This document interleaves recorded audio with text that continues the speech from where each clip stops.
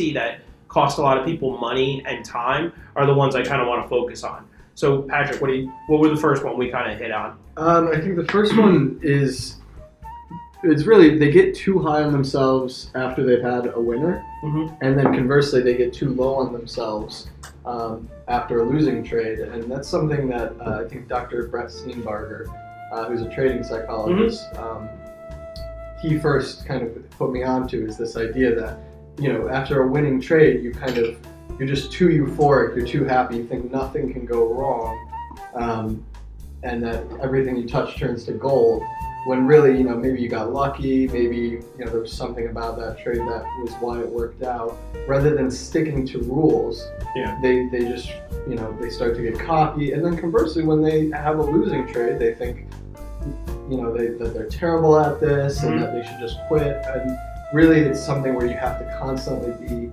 critical of yourself. You know, after a losing trade, the best thing you can do is go back and say, why did I lose on that trade? What could I have done wrong? Yeah, it's almost like tuition in that way. At least you're learning from your losses. Sure. You know what I mean? And I was thinking too, like, I said to someone once when I was the first two people I trained in this, I remember saying, like, a bad trade is not a reflection on you as a person, because it's just a bad trade. You feel so low, it feels like, you know, you did something wrong or whatever, when really, if you follow your rules and you got stopped out, it's just a bad trade. You're not a bad person, and you're not necessarily a bad trader, but you just get so, I would say, you know, Mitch and I... It's the emotions that we're talking about. Emotions of trading,